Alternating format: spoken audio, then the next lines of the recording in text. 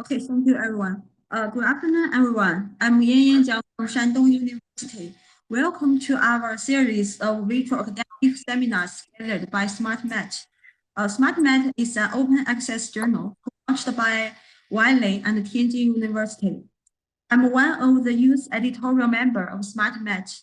The editors-in-chief of SmartMat are Professor Wenping Hu from Tianjin University, Professor Hua Zhang from City University of Hong Kong. Today, it's our great honor to have Professor Alan Rowan from the University of Queensland here to give us the presentation. Now, I would like to briefly introduce Professor Rowan first. Professor Rowan studied at the University of Liverpool and obtained his first-class honors in chemistry. He obtained his PhD degree with Professor Ray Abraham at the same university. He subsequently worked for 2 years in New Zealand with Professor Chris Hunter in the area of catenin and rotaxin self-assembly. He returned to Europe as a Marie Curie Fellow to work with Professor Roland Notti at the University of Nijmegen, where he continued research in functional supramolecular self-assemblies. He stayed in Nijmegen and became a full professor in 2005, where he established a new group in molecular materials.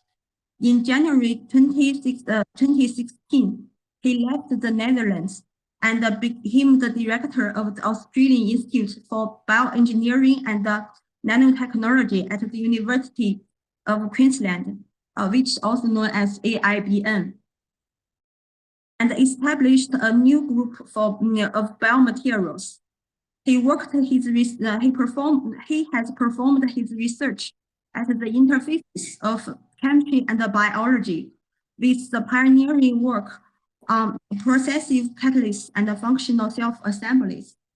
In recognition of the quality and originality of Professor Rowan's research, he was awarded the RC Soft Matter and Biophysics Prize in 2014, and he became a fellow of Australian Academic in April 2020. In 2017, he was awarded an ARC Laureate Fellowship. His contributions include functional materials, biomimetic processive catalysts, synthetic extracellular materials, and single enzyme kinetics. They are demonstrated through more than 360 publications with over 20,000 citations. Among them, there are also some high-impact publications, such as Nature Science, Nature Materials, Nature Nanotechnologies, and Nature Chemistry. Today, Professor Rowan will give us a talk about the biomimetic materials controlling cellular activities. Let's welcome him. Professor Rowan, please. Thank you. Thank you. Yeah, okay. So thank you very, very much for the invitation. And it's a real pleasure to be talking to you all. And I hope in the future that I can invite you to visit the University of Queensland. This is the university, we're just in summer. And I want to offer you all a warm welcome to come to the Australian Institute of Biotechnology, Bioengineering and Nanotechnology, which is set up within the campus. We have many, many visitors, and you're always welcome. Just drop me a line, and as soon as COVID travel we can travel past COVID, please come along and visit us. It is a unique institute in that it is a combination of physics, biology, and chemistry. We have national facilities which allow us to make microchips or nano devices. We have national facilities which allow us to make vaccines and proteins so that we can make devices. We can then test them on the top floor with animals, We have a national facility for analysis so that we can make a whole range of modern, innovative biotechnology. In fact, we make vaccines, we make a variety of different therapeutics, and we make many diagnostic devices. So please, you're all welcome to come. Just come along at any time when you wish to. Yeah, as mentioned, I've been working a long time in the Netherlands. I had a wonderful time at Radboud University. I recently moved to Australia, where I set up a new group where we basically look at the physics, the chemistry and physics of materials and their interaction with cells. And the group is really split up into different divisions. One of them, we make a whole series of different microscopes. So we make devices which allow us to measure cells in zero gravity. We developed one of the first handful of machines in the world where you can actually do rheology and study material properties at the same time using high resolution fluorescence microscopy. And more recently, we made a brilliant microscope, which is in the terahertz frequency, allows us to measure in real time the elastic properties of a single cell. So we make microscopes, the physicists. We then have a bunch of chemists, where we actually make a whole series of biomimetic gels, fibrin, conductive magnetic hydrogels, recombinant collagens, so we can make the matrix. And then mathematicians who allow us to study the different properties. So we can make microscopes, we make materials, we study the physics, and then we apply that to biology to look at how cells interact with materials.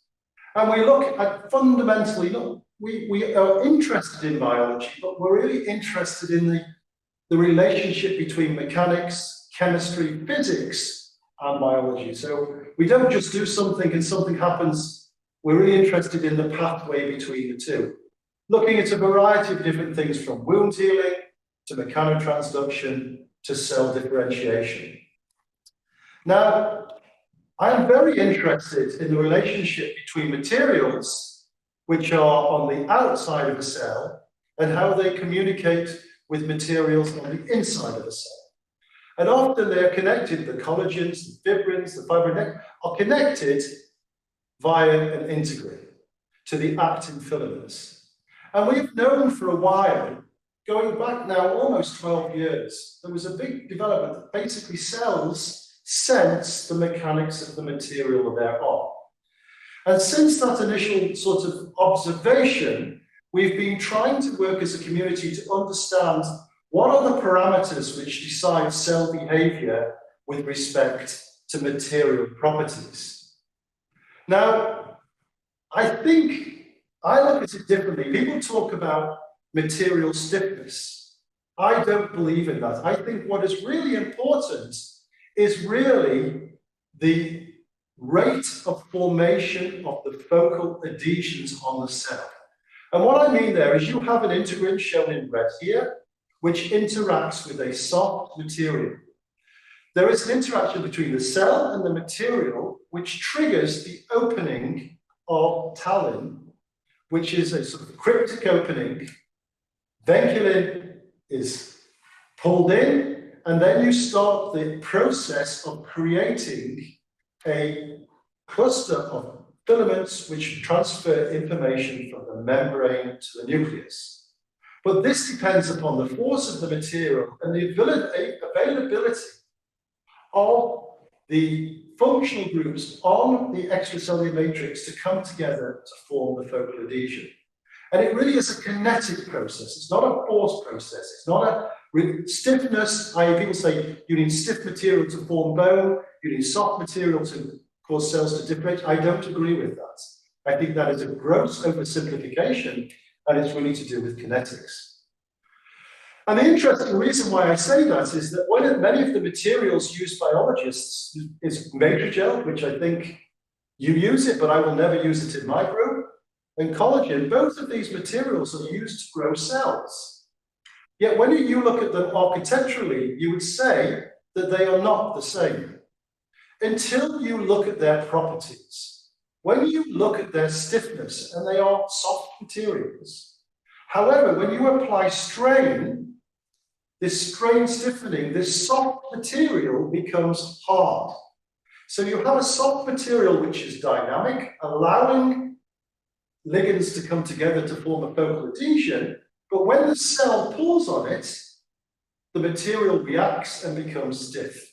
So your soft matrigel, because it contains components of fibrin and collagen, suddenly becomes many orders of magnitude harder when it interacts with the cell. And this is a really interesting area, and it's known as semi-flexible polymer network theory. And it basically means that if you take a material like actin or fibrin or collagen, they are soft materials, but when a cell pulls on them, they can become hard. And the theory behind this is quite clear, and it fits quite well, and it's been around for a while. The physicists have been looking at this for a while. The theory basically says that the stiffness of your material depends upon the the persistence length of your fiber bundles divided by the pore size. There's sigma c, and that is the transition, the amount of stress which the cell needs to pull on the material before it starts to stiffen. That's called the stress stiffening parameter, sigma c, depends upon the stiffness of your fiber bundles divided by the pore size. But the critical thing is that nature uses this to create soft materials which basically become stiff, because softness allows dynamics, but at the same time, this strain stiffening allows this force to be transferred to allow the focal adhesion to create a force through to the nucleus.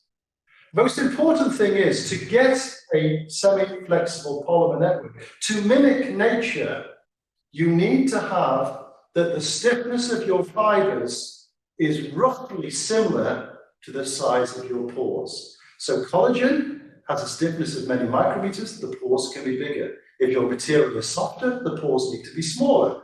But this relationship is what nature uses to make smart natural extracellular matrices. Okay, we seem to have just jammed up. Now, we've been working on this for a while, and I had the great pleasure while I was in the Netherlands working with what I consider one of the greatest scientists in supramolecular chemistry, Professor Rowan Nolte. And we discovered a material called the polyisocyanide. And this is a material made by the polymerization of an isocyanide, C triple bond N, a dipeptide, which when polymerized in the presence of nickel, gives you a helical polymer in which the amino acids stick to the outside, forming a hydrogen bonding network, which gives you a very, very stiff polymer. And we use this polymer for a variety of applications, from photovoltaic cells through to energy transfer of simple fibers. And this is a helical spring which can open and shut, but it's held tightly together through a hydrogen bonded network. Yet it is still flexible. We looked at this a long time ago. It is still a very rigid polymer. It has a persistence length 1.5 times longer than double-stranded DNA, and it has a diameter of roughly 2 to 4 nanometers. It can be extremely wrong. A single polymer can have a molecular weight of many hundreds of thousands, even millions, and this is a single polymer which can have a length of up to 20 micrometers. It is also extremely flexible. It's a polymer which doesn't, because of its stiffness, wrap up into a ball, but has flexibility, so it's stiff, but flexible in that unique realm. And this is looking at the motion of these single polymers when they're in gels. So we have this unique stiff polymer, which has flexibility, but is too stiff to wrap up in a ball. And we've used it for a variety of different things. We've used it in therapeutics because we can inject it into animals and humans, hopefully, where we can actually keep it as a worm. It doesn't wrap up into a ball. And by decorating it with different anti-CD3, anti-CD28, we try and mimic the dendritic cells within your body to trigger T cell activation. This is a new method from not CAR T cells, but actually to trigger T cell therapies based upon these flexible polymers, which allow the synapse to form by bringing together the different ligands. I won't talk about that today, but I think it's a really interesting area of semi-flexible polymers for therapeutics. And if anybody's working in that area, I would suggest it's an exciting area and I'm happy to work with you. However, the interesting thing about this material was that when you actually take it in very small quantities, so really small, 0.05 milligrams per mil, it effectively forms a gel. And it self-assembles into a gel where this pore size is roughly 50 to 240 nanometers. And because of the stiffness, it forms these fibrous networks in a way similar to collagen and fibrin, but on a slightly smaller scale, and forms these bundles. The other interesting thing about it is that it actually self-assembles in the cold. It's a liquid, and it then self-assembles into a gel as you warm it up, the reverse that you would normally expect. So you can take this liquid, you can warm it up, and it's around, depending on the ratio of the 3-ethylene glycols, it's a polymer now with 3-ethylene glycol, 4-ethylene glycol, it's an LCST hydrogel, you warm it up, and it will form gel, you cool it down, and it will form a liquid. There's very little hysteresis. You can then take the 4-ethylene glycol, warm it up, and it will be around 40 degrees, cool it down, it forms a gel. And by mixing the two different polymers, you can control the temperature of gelation, which occurs very rapidly in seconds, and actually form these gels. And we've worked with many people, one of my good friend Jimmy here, where we actually can do it. We can go from a dipeptide to a tripeptide, which means that the fiber is even stiffer. And then what happens is we can form a gel again of these stiff fibers, but because the fibers are stiffer, the network is different, and now you gelate water at around 50 degrees, and it stays a gel until about 100 degrees, 105 degrees. So you actually encapsulate water at 50 degrees and 99.9% water until you get a gel up to 100 degrees, and then it changes because the water goes to steam, and that's fully reversible by controlling the power. What's happening here is very simple. You're decorating it with ethylene glycols. As you start to warm up, the ethylene glycols squeeze out the water. You get pseudo-crystallization on the outside, which is hydrophobic. These hydrophobic patches stick together first into bundles. These bundles cross-link, and then you immediately get the gel being formed. And then this last bit here is just the stiffening of the rest of the fibers. But at this point, the network is already formed. And we've studied all of this. And I had the pleasure of working with a colleague at the Radboud University in the Netherlands, Dr. Professor Paul Kouwer, who I would recommend working with, an excellent material scientist, where we could work out the theory of this. And what happens is the polymer is effectively fairly flexible, 5.6 nanometers stiff. The bundle, when it bundles, is 460 nanometers stiff. The pore size is around 240. So the self-assembly leads to a gel which effectively is in this perfect range of these semi-flexible polymer networks. So it is the self-assembly of the fibers to bundles which interconnect to give you a network, which effectively then results in stiff bundles similar to pore size, which gives you the semi-flexible polymer network, like this. And we've studied a lot of these materials, and this was Dr. Martin Jaspers, working with Paul, who studied all of these materials. And I won't go into this too much, but you can write the references down and go look back at this. But the important thing is, this is a plot of stress, where we apply stress to the material. And what you've got here is called the differential modulus. That is the change of G naught, change of the stiffness of the material as a function of applying stress.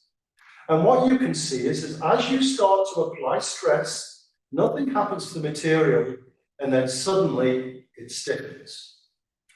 And as you change the concentration of the material, what happens is it becomes harder and harder to pull. So the sigma C, the force where the material suddenly becomes stiffer, moves across and becomes harder. So the stiffer the material, the harder it is to transition it in a strain stiffening mode. What we also found was that this polymer network, if we change the polymer length, so we go from shorter polymers to longer polymers, this is nanometers in length now, we can actually also change the strain stiffening parameter, i.e., we can have a material of the same stiffness made from different polymers, but when the cell pulls on it, it experiences two different environments, an easy environment to pull on and a hard environment to pull on. And we did a variety of other experiments, mixing it with fibrin, where we make what we call interpenetrating polymer networks, where what happens is that when you mix the two together, the fibrin network, which interacts with the cell, effectively, the material as a whole becomes an average. As you start off with 100% polyisocyanide, you get this material, 100% in red, in blue, 100% fibrin. You mix the two and you end up with an average.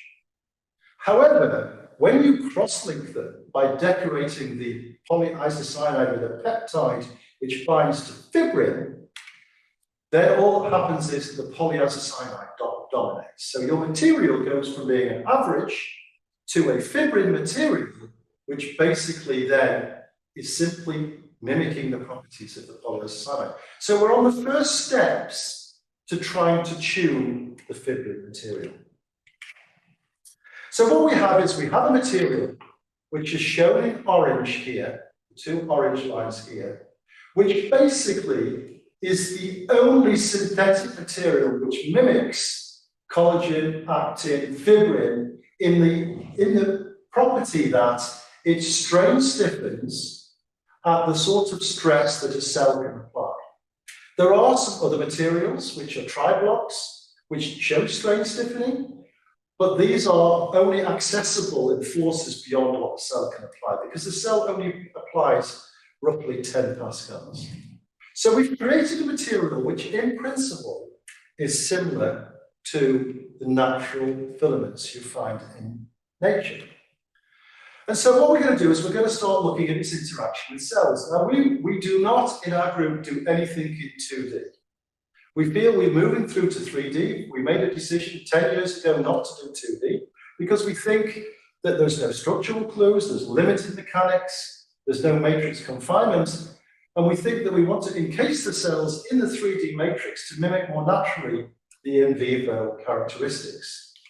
And so what we can do is by controlling the density of ligands, by controlling the pore size, by controlling the stiffness of the material, the stress stiffening, the matrix degradation, we can start to control cellular responses. And we've been working on that for a while, but it's really, really easy with this material. So simply what we do is we can decorate through simple chemistry, bioconjugate chemistry. We make a polymer, a random copolymer, where one monomer has an azide and one is just the ethylene glycol. And then using non-copper click chemistry, we can add a variety of different ligands. And we've added probably 30 or 40 different ligands which can interact with cells. We simply take our polymer in the media, we add the cells, we warm it up, the network forms a gel around the cells. We have a 3D network around the cells. We can then do the chemistry, do the biology, study it, and then when we want to take the cells out, we just cool the liquid down and the cells come out. It's extremely useful, and if any of you need any of this material to do research, just contact me and I'm happy to supply it. And it really works, and we've used it for studying fibroblasts, and we find that around 2 milligrams per mil, because this material is not cross-linked. It is a self-assembled material. You can form this gel of 2 milligrams per mil, and the cells can grow and push it out of the way. When you make a gel of 5 milligrams per mil, the gel actually is too strong, and the cells cannot move. They are trapped in it. So by controlling the concentration of the material, we can make materials which mimic very closely collagen. So we can, if we have GRGDS on, so we now have a peptide which binds to integrin 1. We can make a material where we can, by controlling the ratio of ligands, by controlling the concentration, that the cells believe is collagen. And we've used this for a huge variety of cells, for organoids, for a variety of things. You can see the slides here, some together with groups in the Netherlands, some newer materials. You can look at that, but basically what I'm saying is we've now made a material which we can tune specifically for a variety of different cell processes. However, lots of people have made materials. There are hundreds of gels outside there. So what we want to do is take one step back. So about 4 or 5 years ago, or probably 7 years ago now, we looked at this question where people had looked at mesenchymal stem cells. And they said, if you take a stiff material, you get bone cells. If you take a soft material, you get fat cells. We did not agree with this. So what we did was we said, okay, Raja Das, we're going to make a material where we have our polymer with an azide. We add our peptide. We then, by controlling the polymer length, we can make, so we make polymers of different density, but the spacing is always the same. We make polymers of different length, 182 nanometers to 434 nanometers. And what we find is that we have a material now where the G naught is roughly 200 plus or minus 100 pascals, so pretty much exactly the same. But by making it from polymers of different length, we have a different critical stress, i.e., the material is almost the same stiffness. But when the cell pulls on it and tries to form the focal adhesion, the longer polymer is harder to do, and the shorter polymer is easier to do, mimicking the natural extracellular matrix. You can do this, and what you see is for the short polymers, you get fat cells. For the long polymers, you get bone cells. And G naught is constant. And we can do all the studies of this. We can study the different transcript level analysis. We can look at immune staining. And what we clearly see as the polymer gets longer and it's harder to stiffen it, we get bone cells. If the polymer is very, very soft, we get fat cells. And this was our first example of showing that actually it is not, so we can see as the polymer goes from short to long, it's not stiffness, it's kinetics. It is the kinetics of the formation of the focal adhesion which flip, and the system goes from making fat cells to making bone cells. And I think that's the first example that you should not think of stiffness. Do not make a gel and just say, this is stiff, this is not. Because yes, you will get a result, but you are not understanding how it works. But the problem we've got here is there are many, many gels made. And the gels get more and more complicated. What is the ligand you use? A fibrin or a collagen has many, many different peptides on the outside, many, many different reactions. So the question was, how can we control the network? And one of the studies here, this is just a recent one, is we took the same idea we had with fibrin and collagen, and what we did was we mixed fibrin with PIC, we mixed collagen with PIC. Now, collagen is very difficult to work with because it takes about 2 hours for the collagen network to work.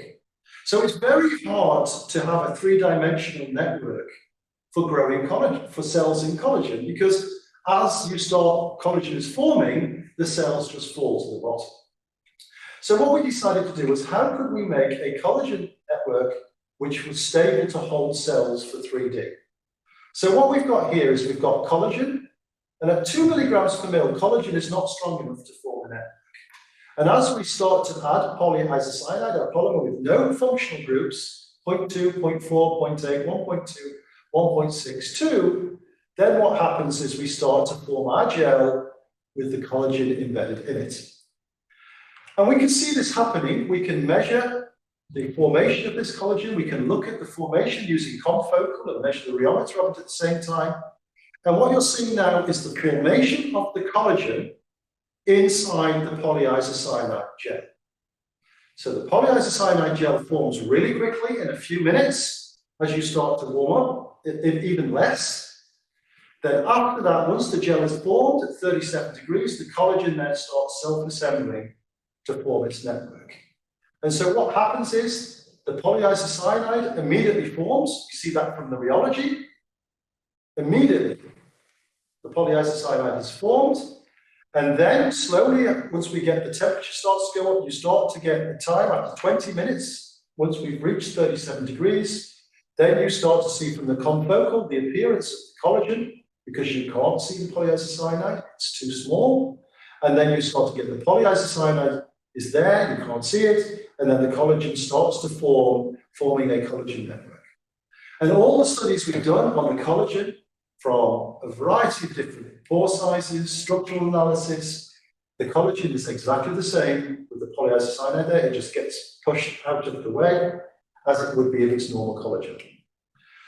And so what we see is as we start to mix the two together and we start adding more polyisocyanide, the overall material gets stiffer because you've just got more material. And what we then see is we get a stiffness in, that is the rate of change as you apply the force, which tells us that actually collagen is dominating. So when we've got the collagen and the collagen is formed, the collagen, it decides all the mechanical properties. It decides the stiffness of the material. It decides the rate of change of the material. And the polyisocyanide controls the sigma C. And this is really unique. This means you've got a collagen network where you can start mixing in this simple polymer to have a 3D network where the collagen has all the same chemical components on the outside, but you can start to tune its properties. So the collagen has the same structure. The stiffening shows an increase with increasing the polyisocyanide. So polyisocyanide controls the onset of stiffening, partly, but the collagen controls the stress. Now, why is that important? Well, what this allows us to do for the very first time is we can take our collagen and we can mix in our PIC. And then we put in our cells, we warm it up, the PIC cell, the polyisocyanide cell, immediately sets. It holds the cells in three-dimensional space, and then the collagen network forms around.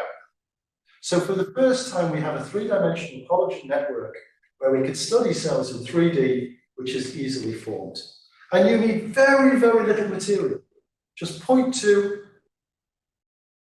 milligrams per mil of the polyisocyanide to form a three-dimensional polymer network where you can do cells. I really like that. But there is a problem here. The problem is that synthetics, and there are lots of synthetic hydrogels, probably 1,000 which people are using. The disadvantage often is that you can control them, but they don't all have the chemical signals. So you'd really like to use the natural hydrogels. But the problem you've got there is that the collagen, fibrin, and these networks are biocompatible, biodegradable. However, it's difficult to control them. They rapidly degrade because of proteases, there's batch-to-batch variations, and we have very little control, really, or limited control over the structural properties. So we decided to do something different.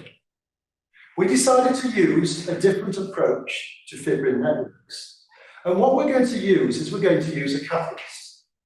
But the catalyst is actually a snake venom. And so what we're going to do is when you cut yourself or you bleed, there is an automatic process to form a fibrin network. What happens is that prothrombin is cut by the complex, which occurs when you cut yourself, or when the snake, so thrombin cuts fibrinogen to give you fibrin, and you form a fibrin clot. The snake kills you by basically injecting you with this snake venom protein, so my apologies, which does the same thing as a protein prothrombinase complex. Thrombin is formed, fibrin does that. But it's a catalyst. It's a catalyst we can control. So what we can do now is we can say, we can control the nanomolar content of our catalyst, which is state-bound protein, and we can control the concentration of prothrombin. And in this way, by controlling the two, but also controlling the cross-linker factor 13 calcium, we can now make, for the same concentration of fibrins, so it's exactly the same concentration of ligands, we can control the architecture. And what we're really doing is we're controlling the kinetics of formation of the fibrin network. So if we can control the pore size by making bigger fibers with bigger holes, or we can have fine fibers with fine holes. And we can actually very, very precisely control this, such that we can make a fibrin network. And this is Jeff Wang, an absolutely brilliant PhD student. If anybody's looking for a fantastic postdoc afterwards, I would offer him a job because he's phenomenal. And Dr. Amanda Kais in my group, who's a brilliant biologist. So we can start to make fibrin networks where we can control the density of the network. We can make it large, we can make it medium, we can make it very fine. And it's not a guess, we can do it extremely precisely. We can absolutely control within a few micrometer pore size, whatever, the properties of the network. Not only that, we can control the pore size, and we've looked at sands and light scattering and a variety. We can control pore size, we can control the stiffness of the fibers, we can control all the architecture of the fibrin, and in turn, we can control the stiffness and the sigma C. So not only can we control the pore size, but by controlling the ratio of catalyst to monomer, which is prothrombin, we can also control the stiffness of the material and the sigma C of the material. And not only that, but by controlling the final step in this, which is actually the cross-linking with calcium, cross-linking the network, we can tune precisely the stiffness or the critical stress and give you a fibrin network with a pore size this big, a G0 that, and a sigma C that, and actually tune precisely for the very, very first time exactly how the fibrin works. Now, one of the problems is that fibrin is a natural fiber and it starts to fall apart, but we control that by adding another snake venom, which prevents the decomposition of the network. And what we can now do is, this is exactly the same concentration of fibrin, 3D network for growing cells in the same densities of ligands, the same concentration of ligands. One is fine, one is soft, and it's stable for 24 days. The perfect fibrin material. If anybody's interested in using it, please contact me and we'd happily work with you. I think it's a wonderful opportunity to use defined structures. So we really can control the critical strength, we can control the ball stiffness, we can control the pore size. Why is that important?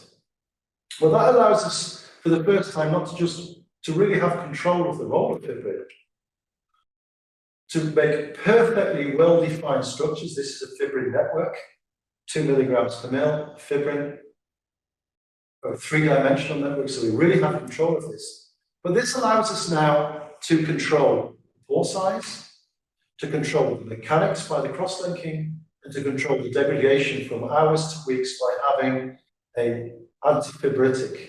And in this way now we can actually control the biophysics of the cell in fibrin, wound healing, and tissue engineering.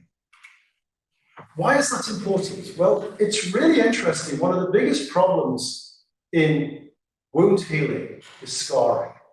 And that is that occurs because of fibroblasts in the wound healing becoming myofibroblasts.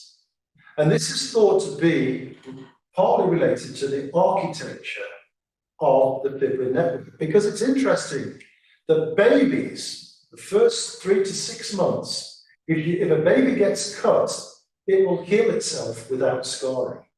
The fibrin network inside the neonate is different than that of an adult. So let's go back to our experiment. We can make a material which has a big pore size or a small pore size. We can control the stiffness, So big pore, small pore, 500 pascals, 250 pascals, and study the fibroblast spreading, study the differentiation from fibroblast to myofibroblast, and even then study the differentiation related gene expression as a function simply, not of concentration of ligand, of architecture.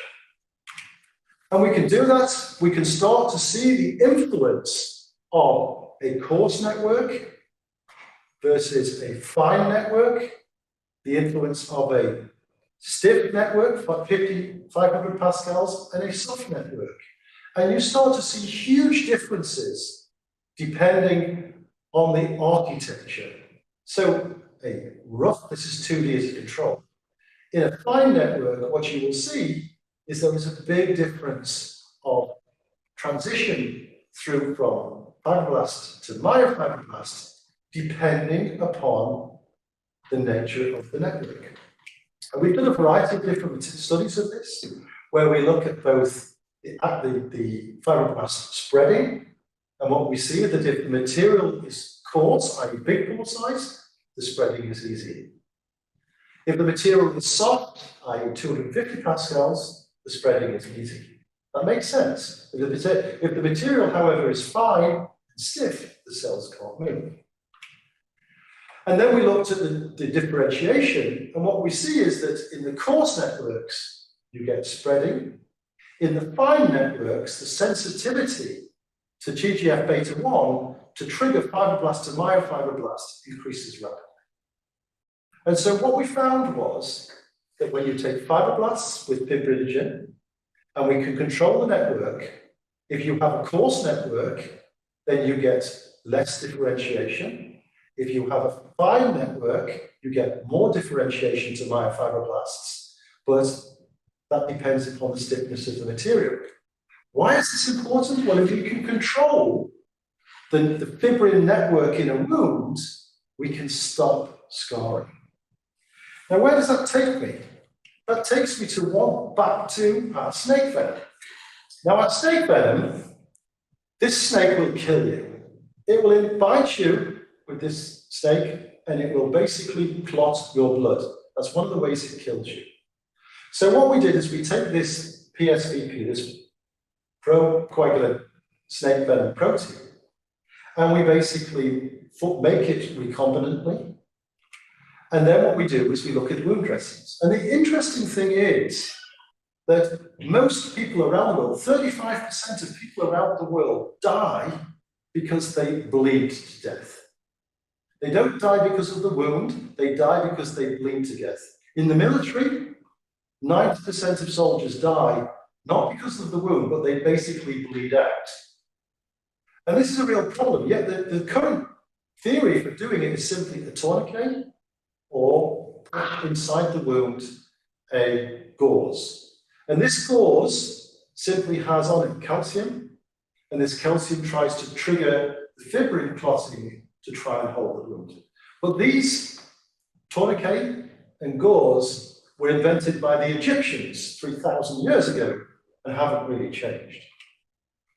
So what happens in your body is when you cut yourself or you have trauma, there's a whole process of events which lead to what we said before, calcium, prothrombin to fibrin clot formation. But your body has a defense against this. It tries to stop this because what it does is it wants to prevent clots.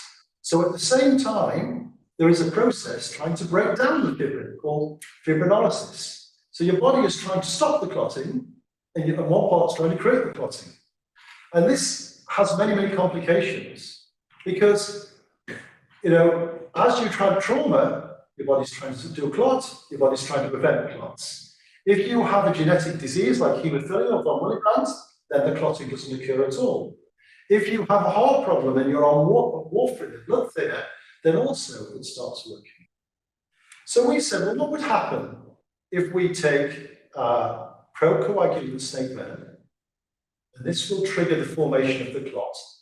And then we had another snake venom we've extracted in recombinant, which basically prevents the breakdown of the clot. stick it to a polymer, and test it on wound dressings. And so what happens is we can measure the increase in the formation of fibrin, take your fibrin clots. And normally what happens is that when you cut yourself, it takes about, and you put a gauze on the wound, it takes about 7 minutes to actually clot, to form a fibrin network.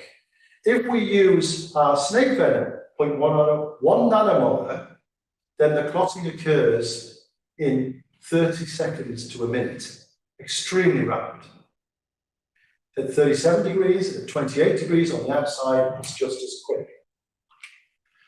However, once the clot is formed, your body tries to break it down.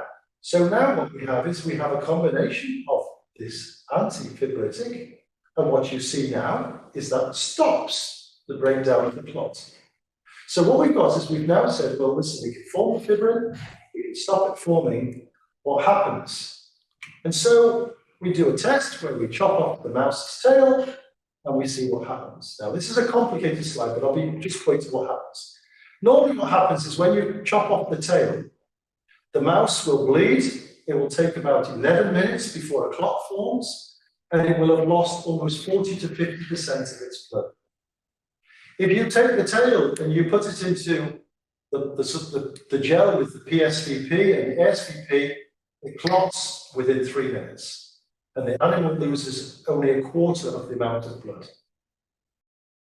If you then go to a mouse, again, come over here with the mouse, a mouse which has only has a warfarin, then effectively it will clot independent of that because it avoids that cascade. It doesn't matter the temperature, it doesn't matter if you have hemophilia, it doesn't matter, it clots immediately, even with the presence of the antifibrolytic. So we actually have, in this 3 minutes here, the mouse will bleed, we can stop it immediately, and then effectively save the mouse. So this is where we go with this, and I think I've probably got 5 minutes more just to finish, I think, where we actually can control. So from our knowledge of making fibrin networks, we now go to a product which actually we can use to control bleeding. The last question is mechanotransduction really a key driver for behavior? And the one we wanted to look at was osteocytes, and this is by an excellent PhD, Ali Chow, and we're going to look at bone. Now people think, and there's a lot of work about this, that exercise helps you form bone. And that basically bone is formed by osteoblasts, shown in blue. Osteoblasts form bone, and osteoclasts dissolve bone. And they are controlled by osteocytes. So osteocytes tell osteoblasts make bone, tell osteoclasts dissolve bone. And osteocytes are meant to be extremely sensitive to mechanotransduction. The osteocytes, mature osteocytes, actually live in the bone. They live for about 20 years, and they actually are embedded in the bone as single cells with this amazing dendritic structure where fibers go through what's called the cannulae, connecting up the whole process where they actually interact with each other, and they release signals which then go off and tell the osteoblasts or the osteoclasts to behave differently. Now, it's really, really difficult to study osteocytes because they're embedded in the bone. And to date, there's never been a really good model to study osteocytes. So we said, well, listen, let's try it. Can we take our polyisocyanide and can we now decorate it with peptides which will interact with osteocytes? Now, osteocytes have two sets of important integrins. One is the beta-3, which is on what's called the dendritic structure. Another one is beta-1, which is your standard integrin 1 binding. And so what we did is we made polymers with a peptide which will bind to beta-3 and a peptide which will bind to beta-1. And we're going to do that with our polyisocyanide. We're going to make a polyisocyanide which is short and easy to pull, and a polyisocyanide which is long and hard to pull, and decorate it with these two ligands which effectively are going to bind.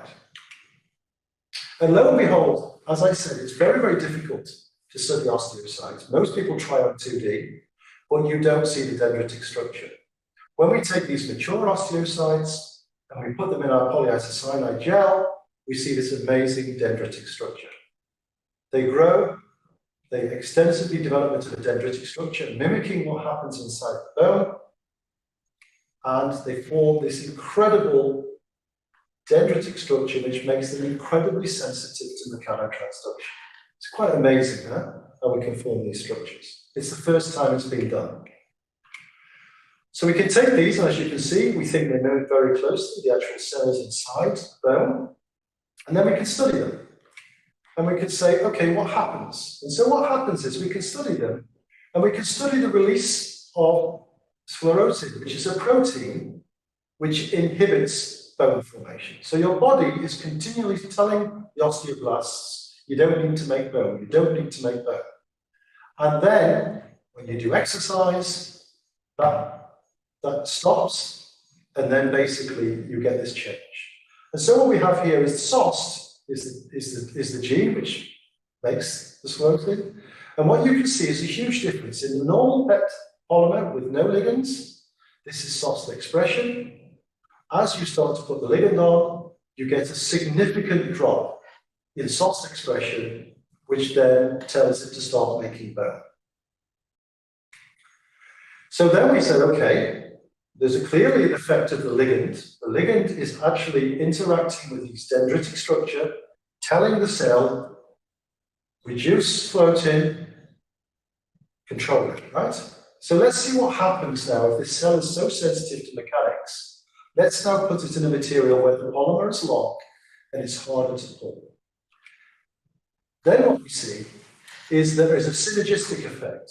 In the short polymer, there is as we go from no ligand to linear ligand to cyclic ligand, we get a reduction in SOST. When we go to the long polymer, the combination of the cyclic ligand and the long polymer means that there is a 950-fold reduction in the material, in the cells saying make bone. Sorry, in the cells producing sclerotin. And that's what we expect. This level is modulated, because what we're saying is if you're a cell surrounded by an extracellular matrix and you do exercise, the matrix stiffens and appears harder to the cell. We're saying, okay, there is no exercise, but we've made the matrix stiffer in apparent by simply making the polymer longer. And indeed, the cell recognizes this and says, hey, it's harder to pull now. It's the equivalent of exercise. I'm going to turn off the sclerotin peptide manufacture and tell my cells to start making bone. And we can study this and we can measure the proteins that inhibit bone formation. They are reduced as a function of this equivalent to exercise. And the bones which actually respond to bone loading, I say make more bone, go up 9,000-fold. So what we've got is we've got this unique thing that we have a system now where the osteocytes examine the extracellular matrix and they basically recognize that it's the same stiffness, but it's harder to pull, equivalent to stiffening up of the material. And it basically then says, start making bone. And we can see the release from the cells of these nanocarriers carrying SOST. And I think that leads me to the last point where I'm basically saying you can see as a function of controlling the gel materials, as a function of controlling the ligand, we can now turn on and off osteocytes controlling SOST regulation, mimicking very, very closely the actual environment that they live. I think it's one of the best examples of this, and hopefully we'll see it in the literature. So I've given you a little bit of the work we do there. We've got many other stories I haven't spoken about. But I really want to say the most important thing is do not think of materials as being stiff or not stiff. Think about the dynamic relationship between the material and the ability to form the focal adhesions. And it's the dynamics you need to look at, not stiffness. And so I finish by simply saying, this is my new group here. We've worked with a variety of people. The most important here is Ali Choi, who worked on the osteocytes, Zaya Wang, who worked on the fibrin networks, Roman Yapan, who worked on the wound dressings, and Marco, who worked on the collagen PIC, and the rest of the team have done an amazing job. And I think at that point, if I can get out of this, I'd like to thank you very much for that talk, and I hope it was clear enough. Yes? Let me just stop sharing the screen. Shall I stop? Okay, thank you, Professor Rowan. Your presentation is very nice, very impressive, and your pronunciation, your speech is clearly enough. So was it clear? Was it clear enough? Yes. Yeah, it's clearly enough. Yes, thank you. Are there any questions? Okay.